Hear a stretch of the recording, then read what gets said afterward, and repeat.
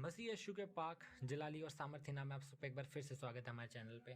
तो आज जिस टॉपिक के ऊपर हम बात करने जा रहे हैं वो हमारे एक ऐसे मसीह विरोधी भाई हैं जिनका नाम है नीरज अत्री।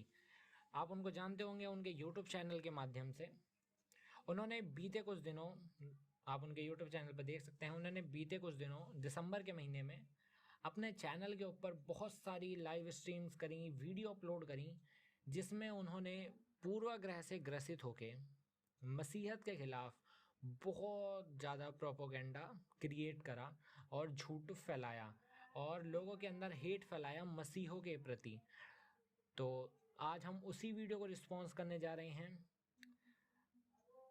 आप सबसे आग्रह है कि आप सब इस वीडियो को लाइक करें, ज़्यादा से ज़्यादा शेयर करें ताकि ये रिस्पॉन्स उन तक पहुँचे जो ज़रूरी है।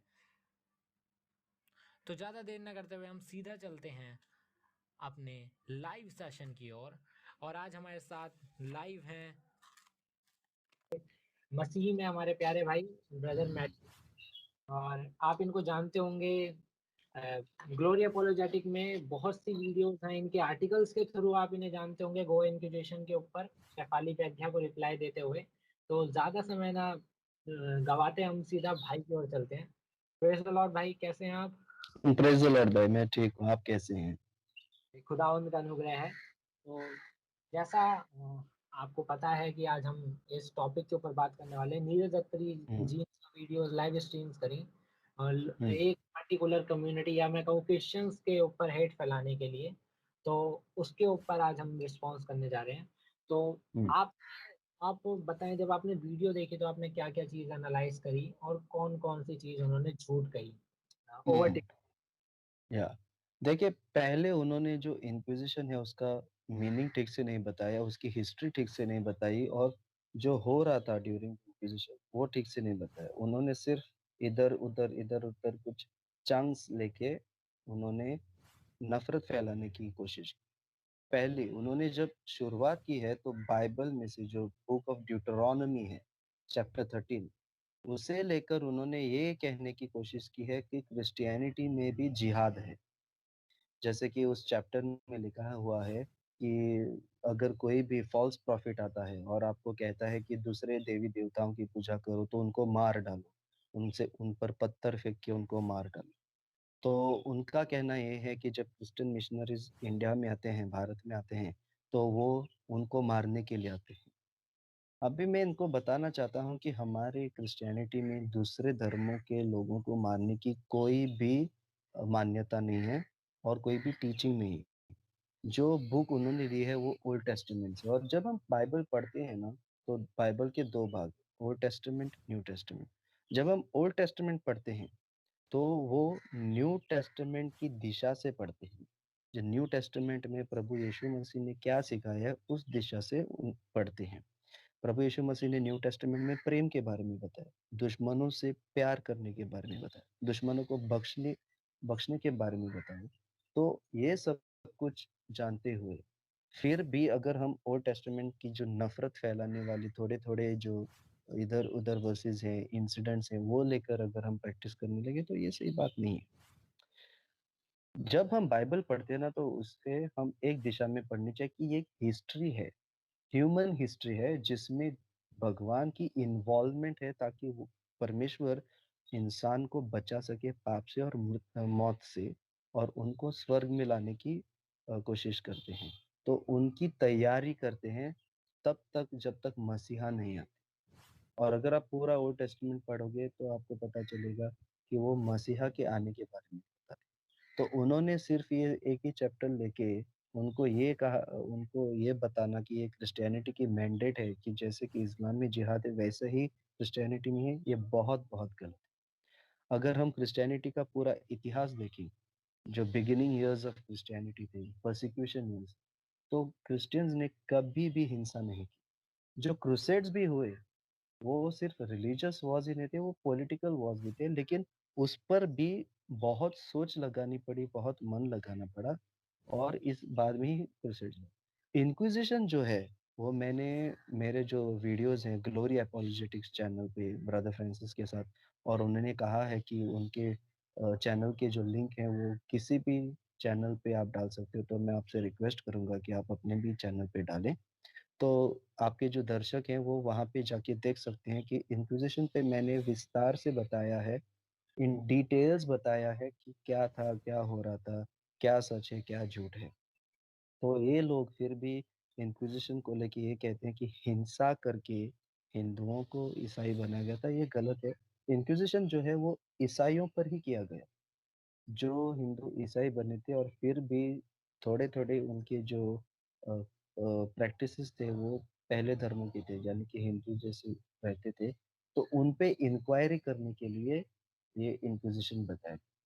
बाद में ये जो आदमी है, इनका मैं नाम बोलता है, आपने बताया है, इन्होंने, हाँ, तो इन्होंने क्या किया है कि पूरी अपने वीडियो में बहुत सारे इंस्ट्रूमेंट्स दिखाए हैं, इंस्ट्रूमेंट्स ऑफ टॉर्चर, और उन्हें कहा गया है कि ये जो इंस्ट्रूमेंट्स है वो इंक्विजिशन में इस्तेमाल किए जाते थे। अब ये बात कितनी सच है, ये वो प्रूव नहीं करते हैं। देखिए, इंक्विजिशन बहुत देशों ने किया, पुर्तगाल ने किया, स्पेन ने किया, जर्मनी ने किया, इंग्लैंड ने किया, स्विट्जरलैंड ने किया, फ्रांस ने किया। तो हर एक देश जब इंक्विजिशन करता था, हर एक देश से इंक्विजिशन आता था, तो वो different different type of torture इस्तेमाल करती थी।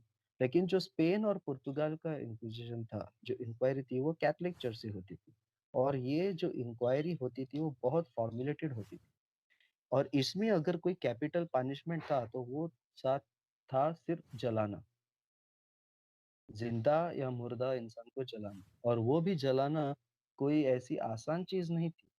इतना आसान नहीं था किसी को भी जला डालो और मार डालो। बहुत स्ट्रिक्ट इंक्वायरी होनी चाहिए थी, और 10 साल की इंक्वायरी होने के बाद या 12 साल या 20 साल की इंक्वायरी होने के बाद जब ये प्रूव होता था कि ये इंसान गिल्टी है और उसने बहुत बड़ा क्राइम किया है, तब भी उनको कैपिटल पनिशमेंट मिली। सिर्फ आप मंदिर में गए हो, आपने कहीं का प्रसाद खाया हो, या आपने कपड़े पहने हो जो हिंदू की तरह है, इसलिए आप पे इंक्विजिशन होता था, ये सही बात नहीं। इंक्विजिशन तब सीरियस होता था, यानी कि इंक्विजिशन होता था, लेकिन कैपिटल पनिशमेंट जो है तब मिलता था जब आपने कभी बहुत बड़ा क्राइम किया हो, जैसे कि मर्डर, चोरी, या होमोसेक्सुअलिटी। ऐसे अगर चीजें करके अगर आपने कुछ बुरा किया हो, बहुत बड़ा क्राइम किया हो, तभी आपको कैपिटल पनिशमेंट दिया जाता है।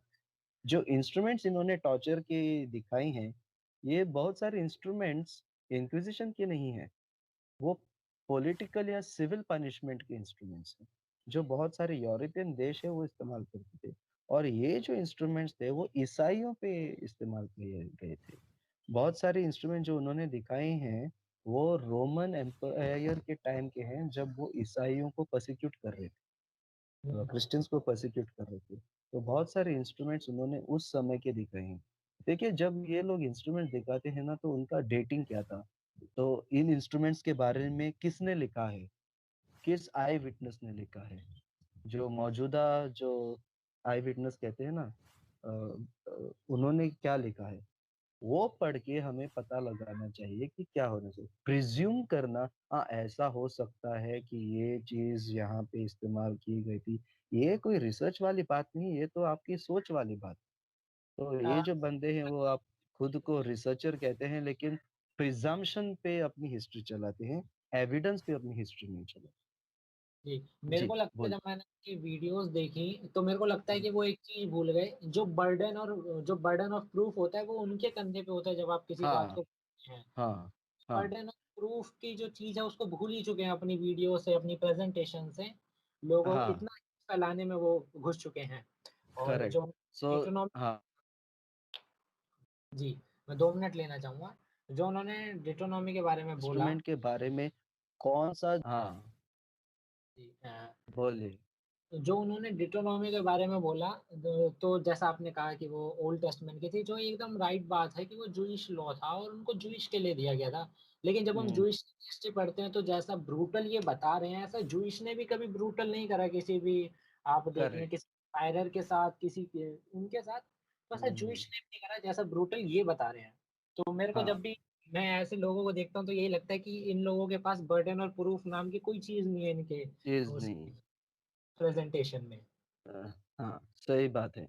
तो उन्होंने क्या किया है कि ये एक कॉमन टेक्निक बन गई है कि जब आप इंट्रोडक्शन देते हो किसी भी टॉपिक पे, तो उसके डिटेल्स दिए बगैर वो क्या कहते हैं, एक एक नटशेल में ये देते हैं, प्रीफेस देते हैं, जिसमें वो सिर्फ टॉर्चर की बातें बताते हैं, सिर्फ जो बुरा बुरा हुआ था उसके बारे में बताते हैं। तो इन्होंने क्या किया है, पूरे वीडियो में सिर्फ इंस्ट्रूमेंट्स दिखाए हैं जिससे टॉर्चर होता था, उनको इंक्विजिशन से लिंक किया है। लेकिन कितना सही है, what are the evidences based on which आप ये साबित कर सकते हो कि यही इंस्ट्रूमेंट्स इस्तेमाल किए गए थे, ऐसा ही टॉर्चर दिया था। और जो टॉर्चर दे रहे थे वो कोई रेगुलर चीज नहीं थी टॉर्चर देने में, क्योंकि इंक्विजिशन के जो कायदे नियम है उसके बारे में, अगर आप किसी को अरेस्ट करते हो तो पहले उनको सिक्योरिटी देनी चाहिए। बाद में अगर उनकी गिल्ट जो है वो प्रूव हो जाती है, उनका जो जुर्म है वो अगर प्रूव हो जाता है, तब उनको कैद में बंद किया जाता था। बाद में उनपे कड़ी सी इंक्वायरी होती थी, बाद में उनको पनिशमेंट दिया जाता था। लेकिन वो इंक्विजिशन में, मैंने मेरे पिछले वीडियो में कहा है, आवता देफे ऐसा हुआ करता था। आवता देफे यानी क्या, एक दिन हुआ करता था जब वो प्रेयर करते थे, और उस दिन अगर कोई भी जुर्म में जो पकड़ा है, अगर वो पब्लिकली कन्फेस करता है कि हाँ मैंने ये जुर्म किया है, मैं माफी मांगता हूँ और प्रभु यीशु मसीह को अपना परमेश्वर मानता हूँ, इसके बाद मैं ऐसी चीजें नहीं करूंगा, तो उस इंसान को छोड़ा दिया जाता था। जो बुक उन्होंने रेफर की है प्रियोलकर जी की, उस बुक में भी ये बात,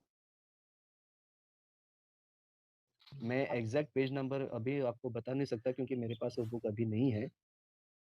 आपकी वीडियो स्टक हो रही है। आप वो बुक पढ़े ठीक से। हाँ आपकी स्टक हो रही है, आपकी वीडियो रुक रही है थोड़ा नेटवर्क इशू की वजह से। हाँ, तो अच्छा अच्छा। जहाँ पे आपने बोला था कि वो प्रियोलकर जी की बुक में भी वो बात है, तो वहां से आप कंटिन्यू कर हाँ सकते हाँ, तो प्रियोरकल जी की बुक में भी वो बात है, तो मैंने कहा कि मेरे पास वो बुक अभी नहीं है, इसलिए मैं पेज नंबर नहीं बता सकता। लेकिन हमारे जो दर्शक हैं वो इंटरनेट पे जाके मेरा जो आर्टिकल है उसमें मैंने लिंक दिया हुआ है, उस बुक का ऑनलाइन अवेलेबल है, तो वो आप पढ़ सकते हो।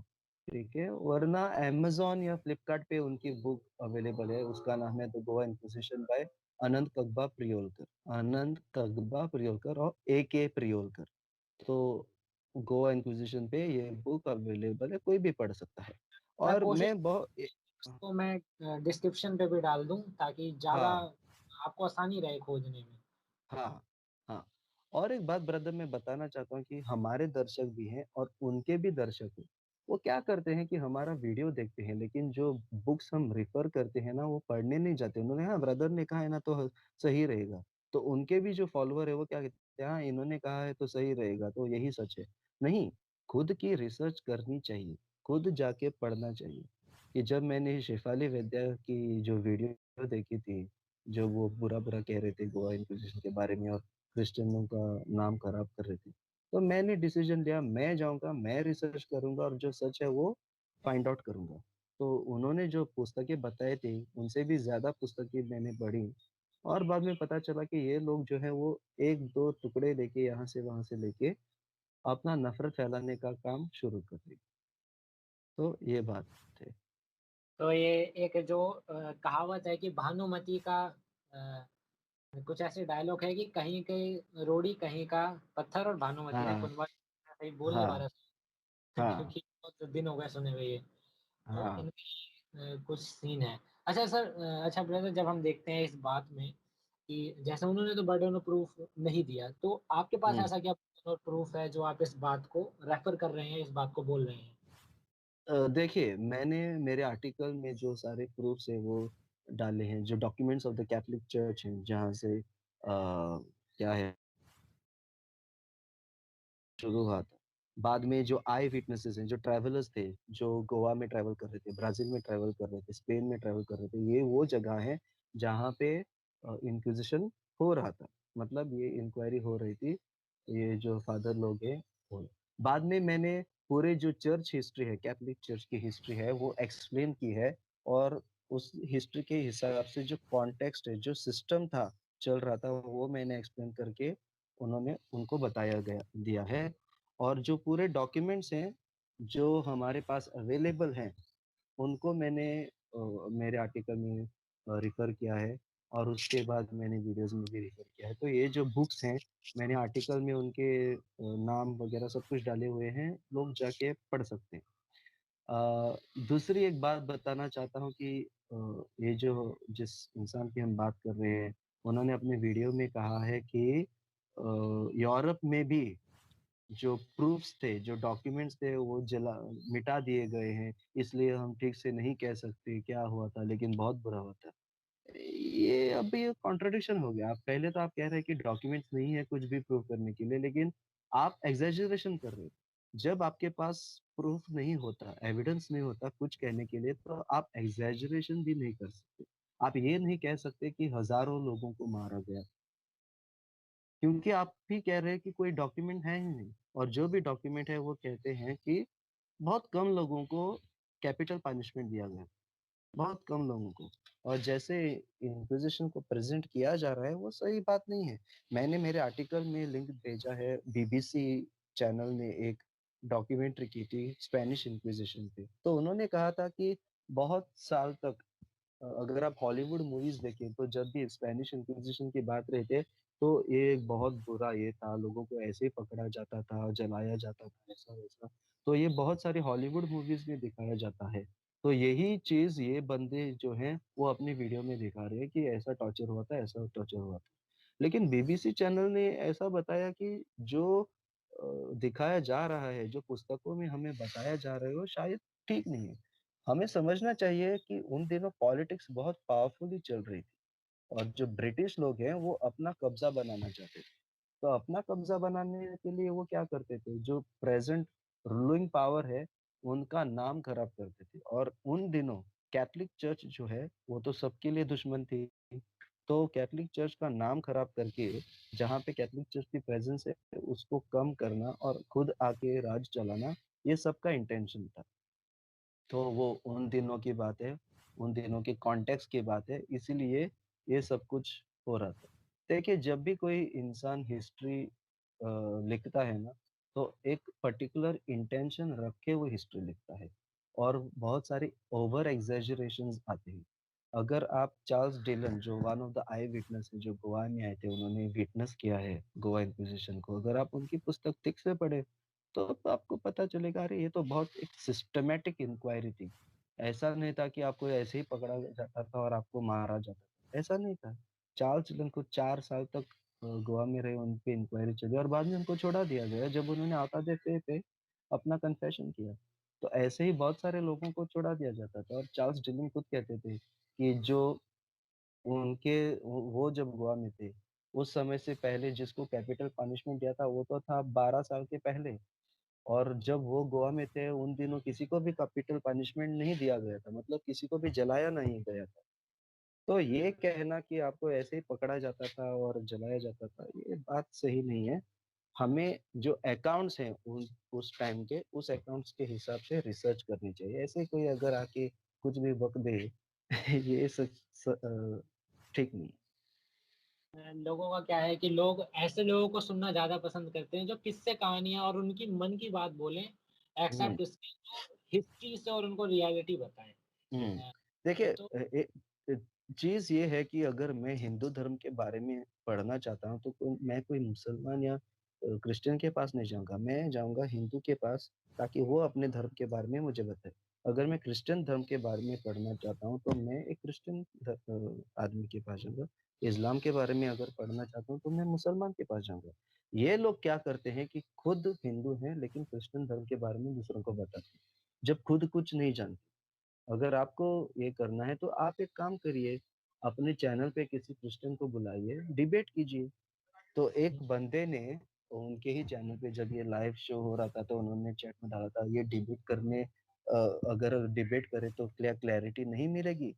तो उनका क्या कहना है कि वो अपनी गलती नहीं मानेंगे। तो आप भी अपनी गलती नहीं मान रहे हो ना, कि आप झूठ फैला रहे हो।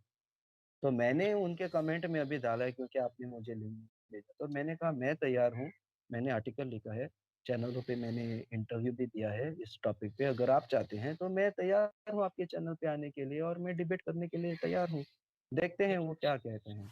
उन्होंने एक बात कही थी कि क्रिश्चियंस डिबेट नहीं करते, आजकल के क्रिश्चियंस भागते हैं। जबकि हाँ, हम भागते देखें हैं। हिस्ट्री में सबसे ज्यादा डिबेटें अब हो रही हैं, अब होना चालू हुई हैं। और इंडिया के हाँ। अंदर बहुत से क्रिश्चियंस हैं, जैसे कुछ तो बहुत बड़े बड़े अपोलोजिस्ट हैं, और हम्म। कुछ हम्म। हमारे जैसे छोटे मोटे अपोलोजिस्ट भी हैं हम्म। जैसे आपके और मैं मेरे तो जैसे। हाँ, मैंने उनके कमेंट बॉक्स में डाला तो मैं तो तैयार हूँ डिबेट करने के लिए, सभी ने पढ़ा है। आप मुझे बोल दीजिए कब रेडी हैं, करते हैं डिबेट इस टॉपिक पे। लेकिन ये लोग जैसे कि शेफाली वैद्य वैद्य हैं, वो बोलती हैं जाती हैं। उनका अगर आप उनको सवाल करें तो आपका आंसर नहीं मिलेगा।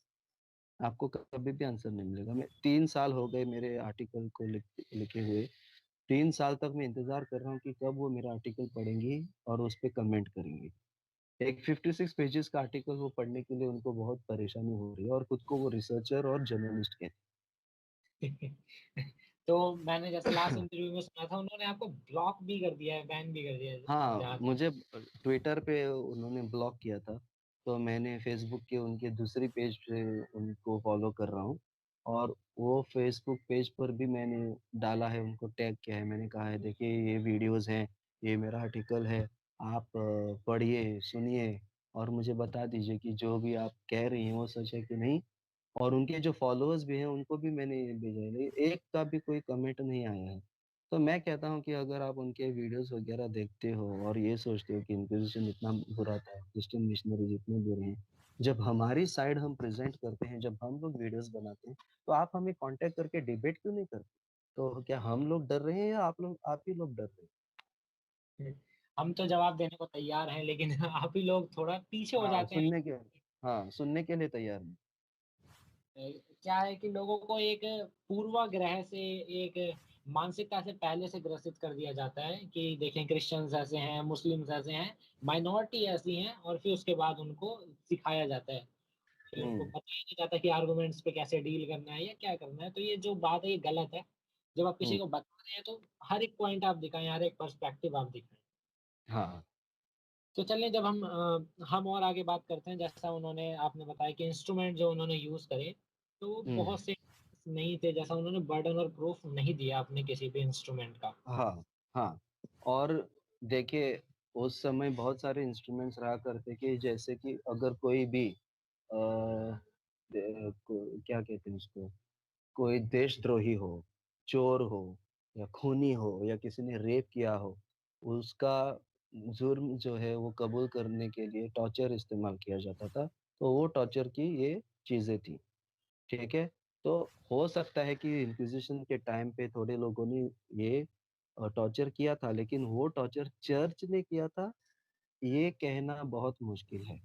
ये कहना सही नहीं है, क्योंकि कोई भी अगर गिल्टी फाउंड होता है, अगर कोई भी किसी का भी जुल्म अगर पकड़ा जाता है, तो उसको पनिशमेंट देना चर्च की रिस्पॉन्सिबिलिटी नहीं थी, उसको पनिशमेंट देना सिविल अथॉरिटी की ये थी, राइट था। सो सिविल अथॉरिटी पनिशमेंट देता था, चर्च पनिशमेंट नहीं देता था।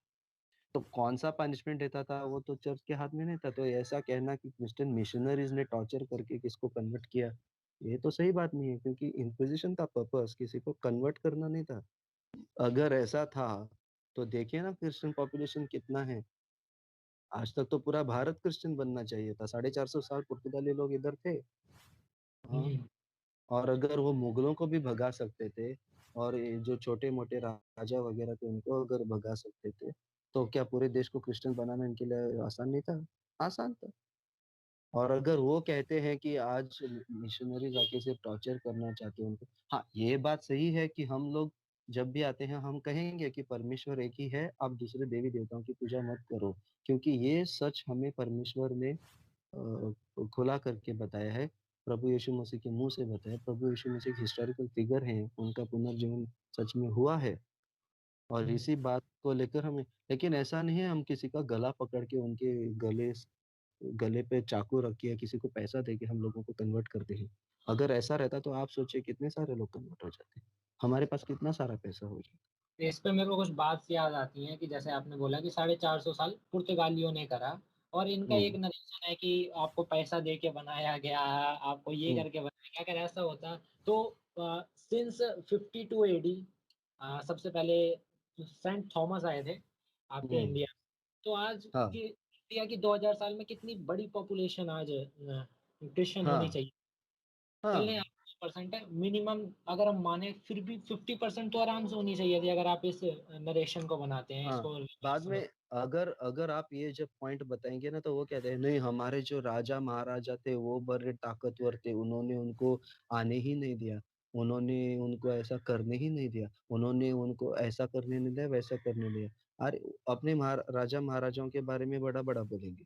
तो मैं कहता हूँ, अगर आपके राजा महाराजा इतने ही ताकतवर थे, तो ब्रिटिश लोग यहाँ पे कैसे राज चलाने लगे? ब्रिटिश और से बाद में जब, हाँ, ब्रिटिश ब्रिटिश या पुर्तगाली लोग 1961 तक यहाँ पे उन्होंने राज चलाया, वो कैसे हुआ? और तब तक क्या देश में राजा महाराजा थे? कोई भी नहीं था। लेकिन वो पुर्तगाली लोग, ब्रिटिश लोग इधर ही थे, सबसे पावरफुल ये थे। हम्म, हाँ। और अ, अगर और जी जी बताएं आप। ने और अगर क्रिश्चियंस इतने ही वायलेंट थे, तो 2% क्रिश्चियन पॉपुलेशन इस देश की है, 2%, सिर्फ 2%। मुझे तो लगता है एटलीस्ट 10% तो होनी चाहिए थी, अगर कोई वायलेंट ये था, मूवमेंट था, तो इस 2000 सालों में एटलीस्ट 10% तो पॉपुलेशन होनी चाहिए थी ना। हम्म यहाँ पे तो जब हम रियल ग्राउंड पे आते हैं, ग्राउंड लेवल पे आते हैं, तो बात ही कुछ और दिखती है, इनकी हम्म कहानी अलग हटके। तो चलें, बहरहाल इनकी बातों को छोड़ते हैं, क्योंकि ये किससे कहानियां हैं। चलें अब हम थोड़ा सा आगे बढ़ते हैं। इन्होंने, इनका एक कहना था कि क्रिश्चियंस ने इंडियन कल्चर को बहुत खराब करा, बहुत बिगाड़ दिया, क्योंकि वो पहले हम्म। बहुत, क्रिश्चियंस के आने के बाद बहुत बेकार हो गया। हाँ। तो देखिए, ब्रदर फ्रांसिस ने भी बाबू वर्गीस जो है, उनका इंटरव्यू किया था, उन्होंने बुक लिखी है कि कैसे क्रिश्चियन मिशनरीज ने जो इंडियन कल्चर है उसको संभालने के लिए अपना कंट्रीब्यूशन दान दिया है। उस पे उन्होंने वीडियो बनाई है। मैंने भी मेरे आर्टिकल में लिखा है कि कैसे बहुत सारे क्रिश्चियन मिशनरीज ने आज जो इंडियन कल्चर प्रिजर्व्ड है, जो बचा हुआ है, वो क्रिश्चियन मिशनरीज की वजह से है। जो स्पेशली हमारे गोवा में अगर आप देखेंगे, जो कोंकणी लैंग्वेज है और जो तमिल लैंग्वेज है, उसकी जो पहली डिक्शनरीज थी वो गोवा में प्रिंट हुई थी। किसने की थी? Christian missionaries. और क्रिश्चियन मिशनरीज क्या करते थे कि जो चर्च, नए नए चर्च बनने वाले हैं, गोवा में नहीं लेकिन गोवा के बाहर, वो जो हिंदुओं के मंदिर हैं वैसे बनाते थे। और खुद जैसे स्वामी जी पहनते हैं, जो भगवा भगवा रंग का कपड़ा पहनते हैं, वैसे पहनते थे, पटुका डालते थे, टिकली वगैरह लगाते थे, टिपिकल हमारे जो इंडियन सोसाइटी की जो ड्रेस है वो पहनते थे। बाद में हमारे जो गाने हैं, आज भी देखिए, बहुत सारे हमारे चर्च में अरे तो हम इस बात, हिंदी, हाँ, हम हिंदी में प्रार्थना करते हैं, हिंदी गाने वगैरह गाते हैं, हिंदी धर्म गीत गाते हैं, तबला वगैरह बजाते हैं, सितार बजाते हैं। सही बात है। पूजा, जो भजन ट्यून रहता है, वैसे हमारे धर्म गीत रहते हैं। हम्म, तो तो ऐसी इन चीजें हैं। हाँ नरेशन इन बातों पे कि क्रिश्चियंस देखो हमारी तरह करके बहकाने की कोशिश कर रहे हैं हिंदुओं को, और बहका हाँ। रहे हैं, देखो ये हमारे में भी कुछ अलग नहीं है, फलाना ढिमकाना, हम्म ये बातें हम्म, चलती। हाँ। तो इस तो पे आप क्या कहना चाहेंगे? मैंने सुना नहीं, ब्रदर फिर से बोलिए। मतलब इनका कहना है कि जो क्रिश्चियंस हैं, जो इंडियन कल्चर फॉलो कर रहे हैं, इंडियन कल्चर को बचा रहे हैं, जैसे आपने हम्म, बताया कि मंदिर जैसा चर्च बनाते थे, और कपड़े ऐसे हाँ भगवे और थोड़े ऐसे पहनते थे। तो इनका हाँ। ये कहना होगा कि जो क्रिश्चियंस हैं वो मैनिपुलेट कर रहे हैं हिंदुओं को, उनको भरमा रहे हैं। कैसे मैनिपुलेट करेंगे? क्या वो अपने धर्म के जो शिक्षा है वो ठीक से नहीं जानते? वो जानते हैं ना कि अपनी शिक्षा कौन सी है और ईसाइयों की शिक्षा कौन सी है। देखिए, हमारा क्या है कि हम किसी भी कल्चर को फिक्स्ड नहीं है। जैसे कि आप देखेंगे, मैं बुराई नहीं कर रहा हूँ, लेकिन सच्चाई ये है कि अगर आप किसी मुसलमानों को देखिए, तो सारे के सारे जो मुसलमान है वो क्या कहते हैं? सिर्फ कुर्ता पहनते हैं, और उनके जो बीवियां हैं वो अ, ये पहनेंगी, क्या है, चूड़ीदार पहनेंगी या बुर्का पहनेंगी। उनका एक पर्टिकुलर जो ड्रेस कोड है, उससे पता चल जाता है कि हाँ, ये मुसलमान है। आप कहीं भी जाइए दुनिया में, उनके ड्रेस कोड से ही आपको पता चलेगा कि ये मुसलमान है। लेकिन अगर आप दुनिया में जाएंगे, अगर आप हमारे गाँव में जाओगे, अ, और आप आपको लगेगा कि ये हिंदू है लेकिन वो तो रहेगा क्रिश्चियन, क्योंकि वो साड़ी पहनती है, वो औरत साड़ी पहनती है, या जो आदमी है वो लुंगी पहनता है या धोती पहनता है या कुर्ता पहनता है।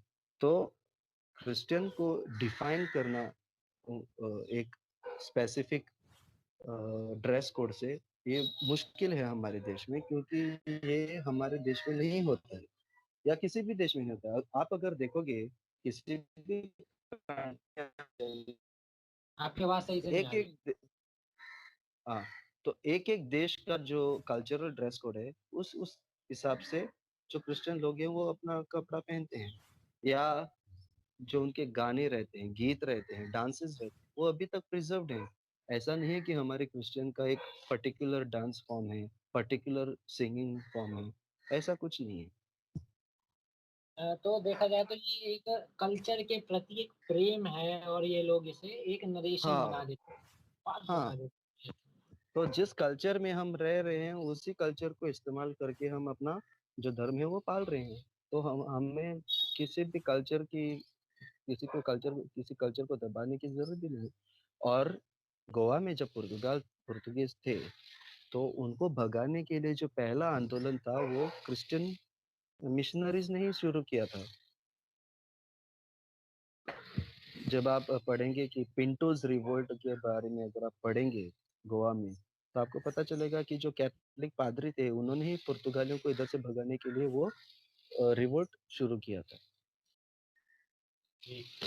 जी। हाँ, चलें अब जैसे शॉर्ट शॉर्ट शॉर्ट आंसर हैं, शॉर्ट शॉर्ट टाइम है, तो हम्म। क्या है, आप जैसे जितने भी लोग हमें देख रहे हैं, अगर आप इनको और ब्रीफली देखना चाहते हैं और ब्रीफली जानना चाहते हैं, तो मैं वीडियोस जो पहले ही करीबन 3 आवर की वीडियोस हैं जो ग्लोरी अपोलोजेटिक चैनल पे हैं, मैं उसका लिंक आपको डिस्क्रिप्शन पे दे दूंगा।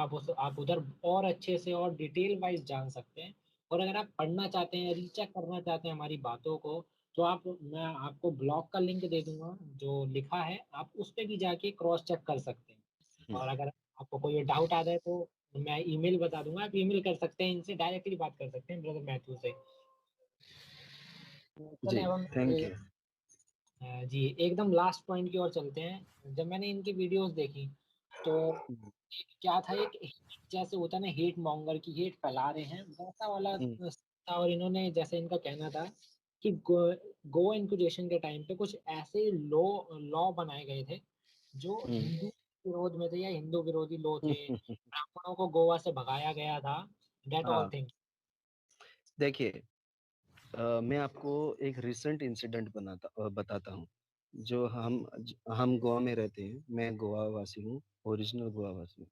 मेरे जो नेबर्स हैं वो हिंदू हैं, लेकिन अगर हम हमारे घर में कुछ पकाएं तो वो खाते नहीं हैं, उनको लगता है कि वो भ्रष्ट हो जाते हैं। तो ये सोच किनकी है, मेरी है या उनकी है? उनकी है।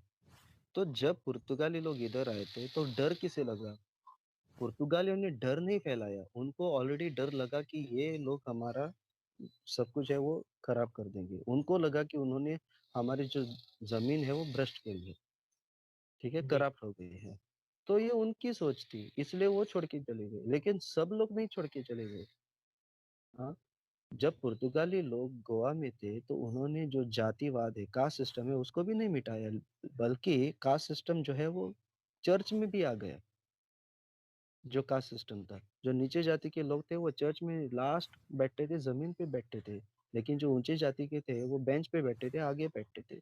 ये जो कास्ट सिस्टम उन्होंने हिंदू धर्म से लिया था वो उन्होंने कंटिन्यू किया, क्योंकि उनको वो धर्म के बारे में सीरियस ही नहीं थे। वो तो सिर्फ अपना बिजनेस करना चाहते थे, वो सिर्फ पैसा करना चाहते थे। तो ये क्या है कि लॉज बनाए थे कि उनको ये नहीं करना है, वो नहीं करना है, वो हिंदुओं के लिए नहीं बनाए थे। जो फैमिली मेंबर क्रिश्चियन बना है उसके लिए बनाए गए।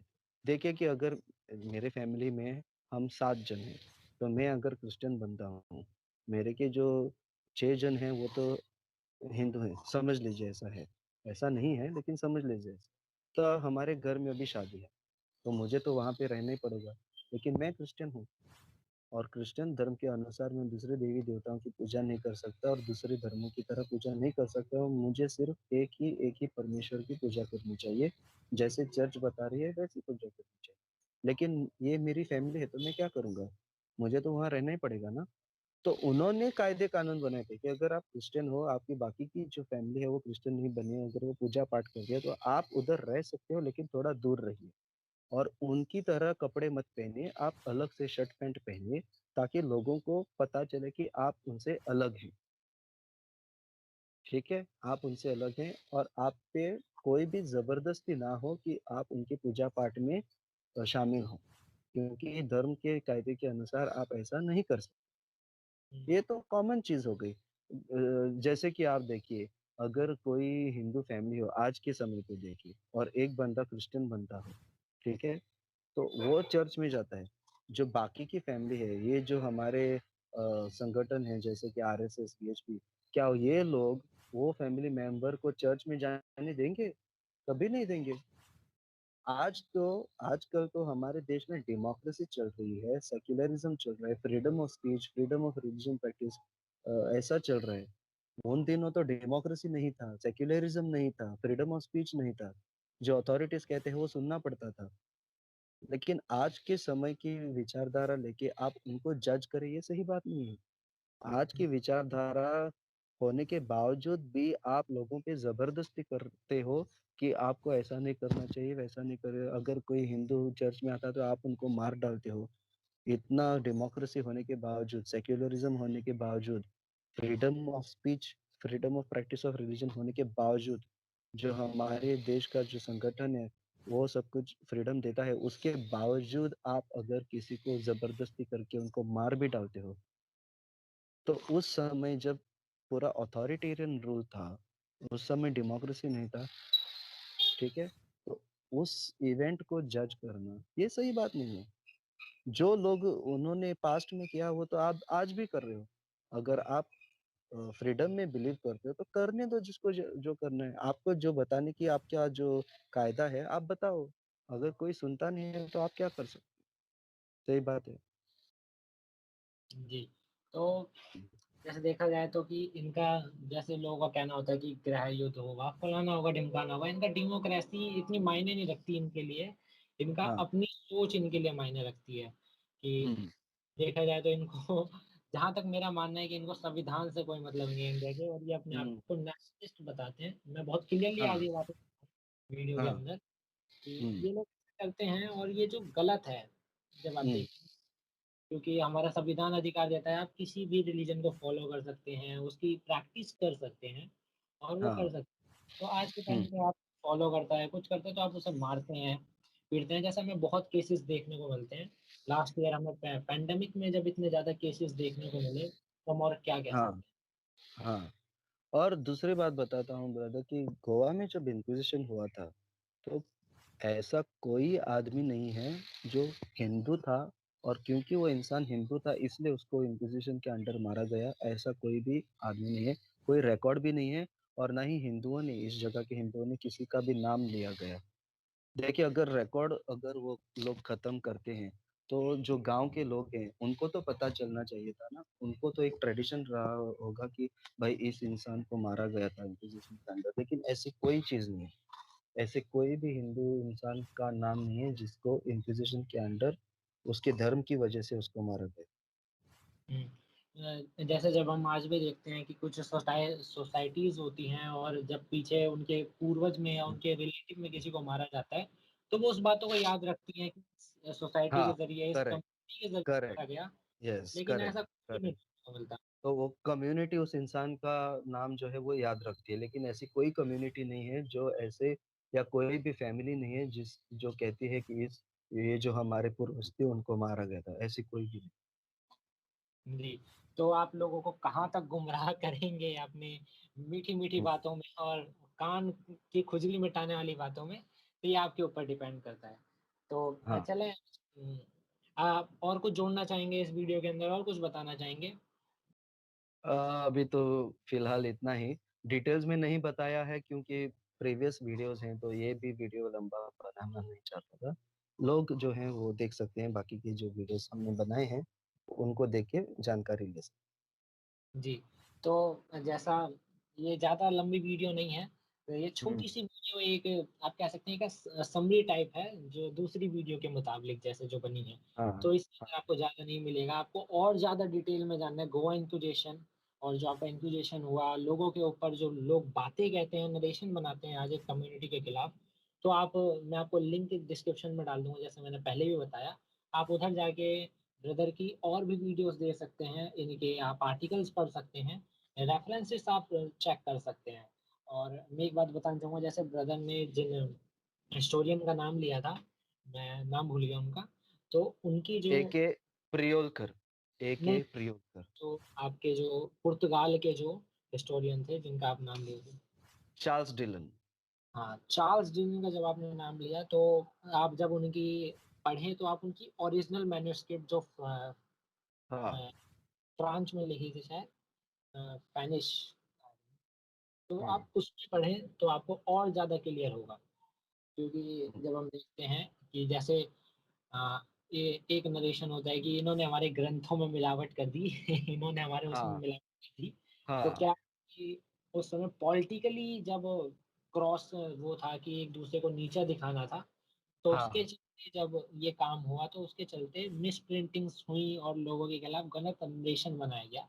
जैसा आप हाँ, जानते हैं कि ब्रिटिश सरकार का ये नरेशन था डिवाइड एंड रूल, तो यस, ये चीज़ हुआ।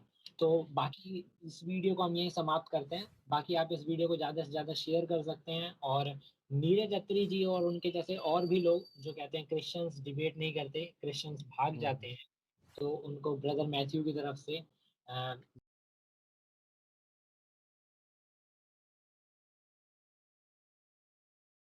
सबको पूरा ओपन डिबेट चैलेंज है। आप कभी भी ईमेल कर सकते हैं, बाय ईमेल हमें डिटेल डिबेट के लिए अ, बता सकते हैं और हम ज़रूर आपके साथ डिबेट करेंगे, हमें डिबेट करने में कोई हर्ज नहीं है, क्रिश्चियंस कभी भी डिबेट से पीछे नहीं हटते। तो चलें इस वीडियो को मैं यहीं ख़त्म करना चाहूँगा। बाकी डिटेल्स के लिए आप डिस्क्रिप्शंस चेक कर सकते हैं। तो हुँ, खुदावंद यीशु के पाक, जलाली और सामर्थी नाम में शालोम आप सभी को। सच्चाई को जानें, सच्चाई को परखें और बढ़ते रहें खुदावंद के मीठे नाम में। Praise the Lord.